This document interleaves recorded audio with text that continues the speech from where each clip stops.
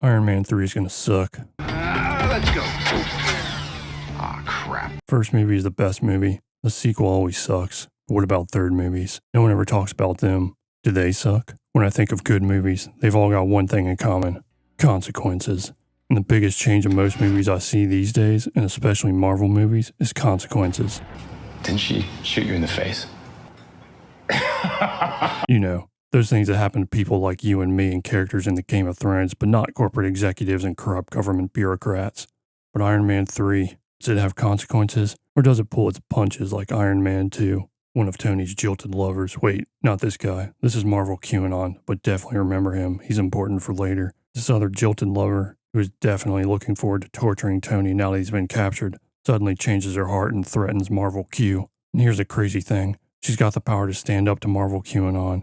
She's the key to all his future research. And unless he frees Tony, that, my friends, is a consequence. He does exactly what a deranged maniac would do. It makes this movie real and believable. Now today, she would have thrown a wine cork at Marvel QAnon and he would have died while she gives a speech about toxic masculinity. And the 5-star review bots on Rotten Tomatoes would give the movie an 88% certified fresh baby. Not an OG Marvel. OG Marvel had consequences. It wasn't fucking around. They didn't just exact severe consequences on side characters, the expendable pawns and the emotional chess match afoot here. Oh no, they hit you where it hurts. You realize too late this isn't going to be a typical Marvel movie. You realize that no one's safe. After Iron Man 2, I thought they had a special thing for Marvel Jesus and wouldn't push him around too much anymore. Just another privilege of the billionaire class. But then I saw what happens when he challenges the Mandarin to a duel. Now, the Mandarin isn't your average squirt of expired orange sauce down at Yang Chow's. I did that. As you can see, this guy didn't get what he wanted for Christmas, so he started making his own toys. Bombs. Marvel Jesus obviously can't have women and children getting blown up on Christmas in the MCU, so he challenges the maniac to a duel. There's no Pentagon, it's just you and me. Man to man, just like how it should be done. Here's my home address. 10880 Malibu Point. And what's he got to worry about? He's Iron Man after all. He's the main character. Well, his biggest problem is an old fling from Y2K showing up. She here to collect all the overdue child support. You don't remember. Do we need to worry about that? Now, I think even one of these missiles would destroy this glass house on a seaside cliff. But it's Hollywood, baby. I'm not going to hold it against this movie. Bombs away. Let me see burn that Disney Marvel money in an orgiastic display of destruction. Was I just talking about believability in the MCU? Okay, yeah, this is very cheese. Not ultra high quality like the kind made from the rare milk of Serbian Balkan donkeys, but some pretty decent action cheese regardless. Wait, isn't rare milk of Serbian Balkan donkeys just seem? Even though Tony is shooting pianos at helicopters, they still destroy the Stark mansion. If you give a maniac your home address, he's not going to show up and duel you in an honorable fight. Pistols at dawn followed by a nice gin and tonic spritzer and finger sandwiches with no crust. He's just going to blow your house up. And he's probably eating fingers in sandwiches somewhere on redacted Steen's Island. You know something else that's gone missing in the MCU? Lost in a Witcher's brew of cameos, recycled humor, and DEI hiring is this, the suit. I mean, what the suit stands for. Of course they still have suits. Tony's suit is the greatest piece of plot armor ever created. Once he gets it on, he's invincible. Except not in Iron Man 3. This is a barely functioning prototype, so it's unable to fight off the attack. Tony loses horribly, but it makes for great cinema. I'm not sure the last time a main character got hurt like this in the MCU. Hell, I can't remember the last time a main character was actually in any danger at all. But Iron Man 3 doesn't pull its punches. It isn't afraid to explore the darker side of things. Actually, it's pretty damn violent. Deputy, get this woman.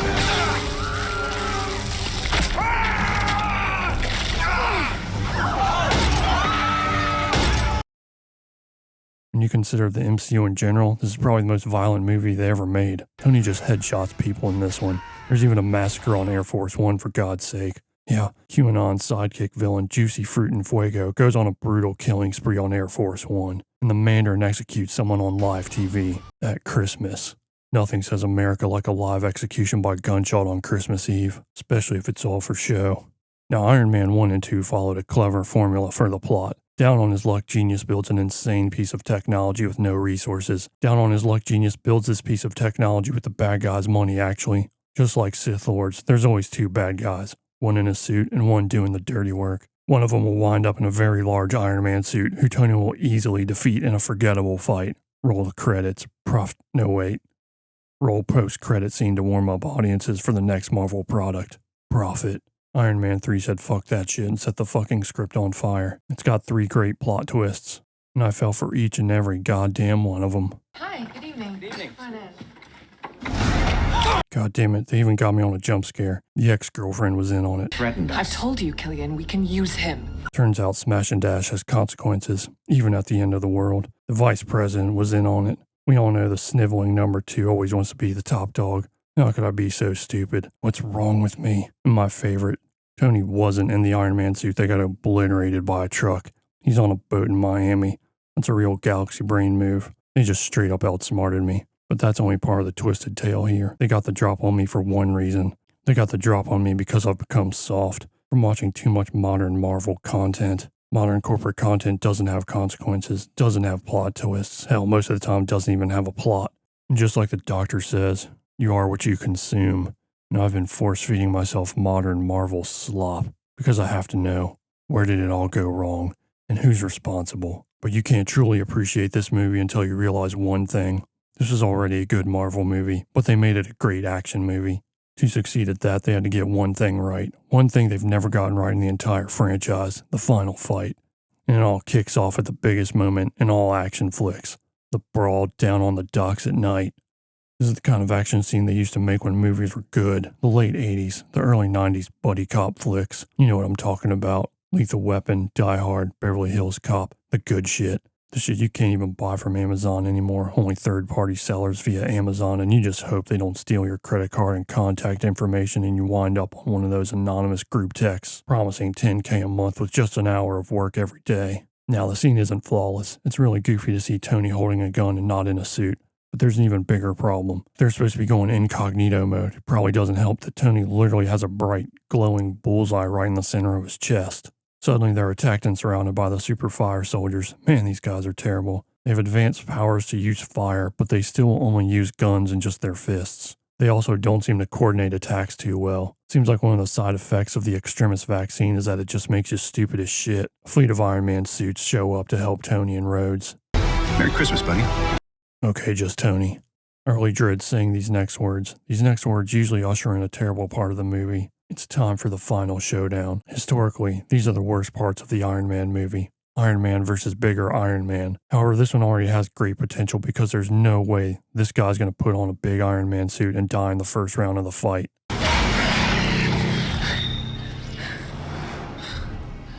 Is this guy bothering you? Also, if this guy can breathe fire, why doesn't he breathe fire right on his face and melt him right there? Well, there's a really disgusting reason for all of this. Instead, he fingers him. Ooh. Is that hot in there? When you reflect back on the substantial number of sexual innuendos made in this movie, this is definitely as perverted as you think it's supposed to be. Tony doesn't like being fingered, so he gives him the Skywalker special and slices Marvel Chad QAnon's arm off. Time to save Pepper, take her to Mastro's, break out the red lace underwear, and finish this bitch off. The movie, I mean. You gotta let go! I'll catch you, I promise! Midwit Marvel content today would have left it right here. Pepper Potts falls into the fire. Tony will have to deal with that for the rest of his miserable life, while the Avengers mock him for letting his wife die in a mid-level action scene. But not this movie. They knew they were making history. They could feel it. Shame. I would have caught her. That's some finely molded cheese right there. We're talking Limburger from Wally's Cheese Counter, not your average craft slice plastic wrap singles that you get down at Ralph's. But tonight, Tony's looking for a different flavor. Something that slaps. Like those old Penguin Zero Slap championships used to narrate before you started just talking about stupid fucking internet drama. Marvel Chad QAnon emerges from the flames like a shirtless methamphetamine-munching Michael Myers striding out of the burning gates of hell, or just any bum walking Venice Beach.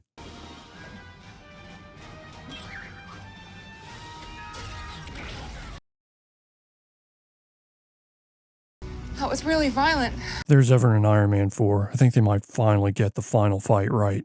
This one was a massive improvement, but having the main guy go down because Pepper Potts hits a mortar round into his face is pretty anticlimactic. Like popping open one of those top beers on beeradvocate.com only to realize it's another goddamn IPA.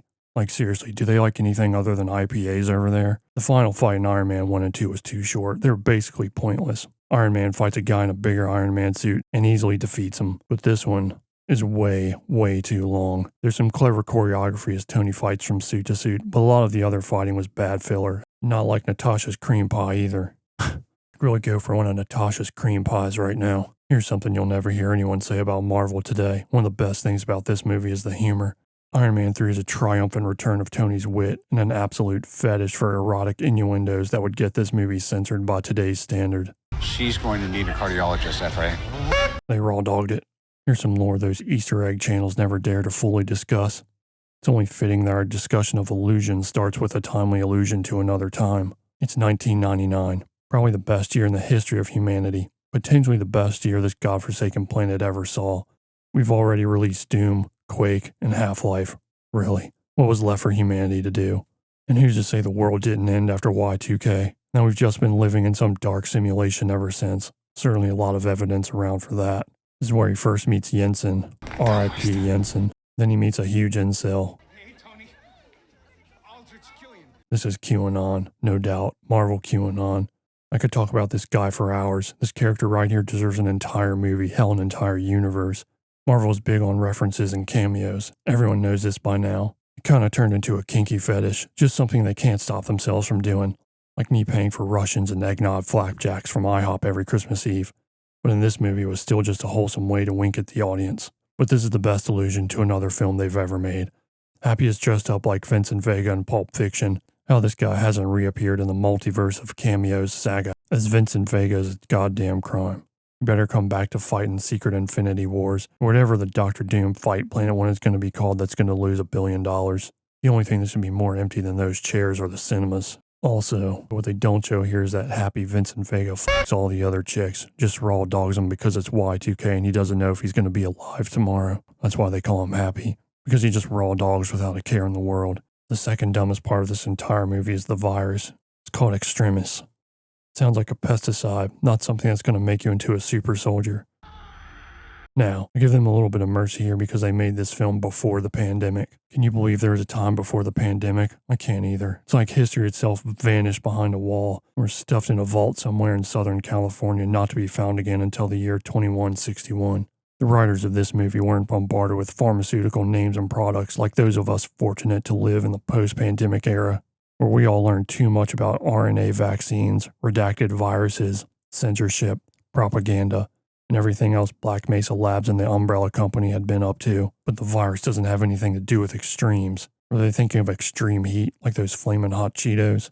There's no excuse for this terrible name. They had a whole slew of movie viruses to riff off of. The T-virus from Resident Evil, the Solanum virus from World War Z, the Rage virus from 28 Days Later. Goddamn, is that really what it was called? The Kala virus from 12 Monkeys. Fuck, that's even worse.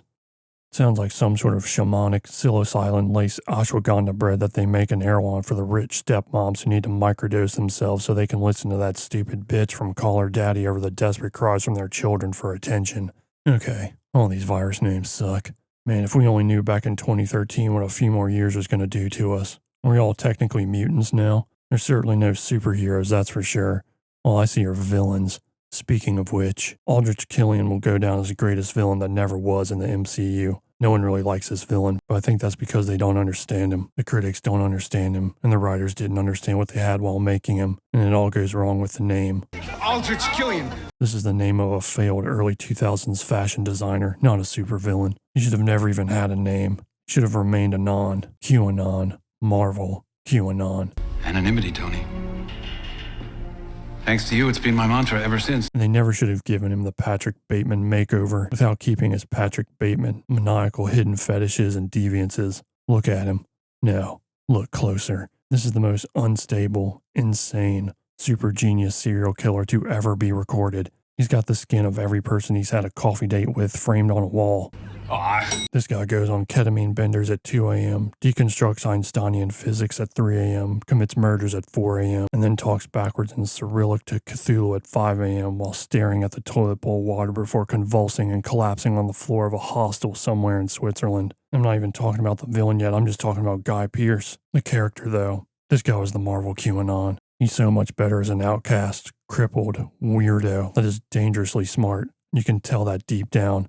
Guy Pearce just wanted to let it rip inside this character. That on some deeply perverted level, the handsome Guy Pearce is the absolutely demented Marvel QAnon. Marvel QAnon looks like he's the type of guy who cuts people to pieces with his dead stepmother's favorite butter knife, then chokes himself with his dad's leather belt while blaring Spice Girls between the hours of 11:33 p.m. and midnight. But only on Mondays. What I mean to say here is he's not going to take rejection too well. Marvel QAnon could have really given Tony Stark a run for his fucking money. He's free from Tuesday to Sunday just to cook up villainous plots. They didn't need to turn him into the Fire Lord. I love this guy anyways, just like Norman Bates' mother loved him no matter how many people he knifed in the shower. Speaking of people who like to take showers with their mother, that brings me to this guy, the Mandarin. This continues the trend of my love for the side character. If you're supposed to love Tony and hate Marvel QAnon Chad, they failed miserably. What? Turns out I loved Marvel QAnon and the Mandarin, a wenching, boozing, drug-addicted stage actor who somehow gets wrapped up in an international plot for world domination, human experimentation, and a live assassination on Christmas Eve. He's basically every person who lives in LA, and that's probably why I love him in this demented city of fallen angels looking to make a quick buck no matter what it takes. This is the Mandarin? No, it's embarrassing. Hi, Trevor Slattery.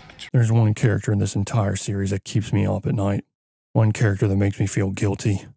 Rhodes. I just never have much to say about this guy. Why is that? Seems like they wanted him to be Tony's good friend, his sidekick. Come on, man. Murder to Riggs. Hell, they even gave him his own superhero name, War Machine. That wasn't enough. So they gave him an all-American paint job and a better name, Iron Patriot. But it was all for nothing because he's robbed of his glory. In a buddy cop movie, he should have been the hero to save Tony and kill the bad guy, not Tony's wife. What do you mean, Rick? Tony, I'm clearing the area. Iron Man 2 left me with a dim view of Tony Stark. He devolved into an exploitative tech billionaire who relied on AI and algorithms to do everything for him. Iron Man 3 makes Tony metal again, like when he goes Iron Man 1 mode mixed with a little bit of Miami white powder and a little bit of Kaczynski to forge his homemade assault kit in a shed. This Tony's going to wind up in a Wendigoon documentary, and that's how you know Tony's back, baby. In Iron Man 2, he didn't have any cool zingers, but they stuffed more zingers in the 2 hours of this movie than Scarlett Johansson's entire career of stuffing big, fat Hollywood producer. Hell, Tony even shows us he's got the potential to be a great father. Move out of the way, I'm gonna run you over. Bye, kid. I used to think this movie was pretty bad. I used to say, do we really need an Iron Man 3? After all these years, I guess I kind of like this movie. Maybe it just needed to age, like a glass of scotch I can't afford. Or maybe I'm just really plastered while watching this tonight and writing my thoughts down because I couldn't afford to go to the Silver Rain professional dance studio down by the marina and see Lena and Natasha. Iron Man 3 was made at a different time in history. One where Marvel was still great, where superhero movies were fun to watch, about saving the world, and offered inspiring messages. Like you could clap cheeks with a girl at the end of the world and she would just be okay with that. We just didn't know how good we had it. Today, I can tell you, without a doubt, we need Iron Man 3. We need Iron Man 3 more than ever. Instead, we got Ironheart.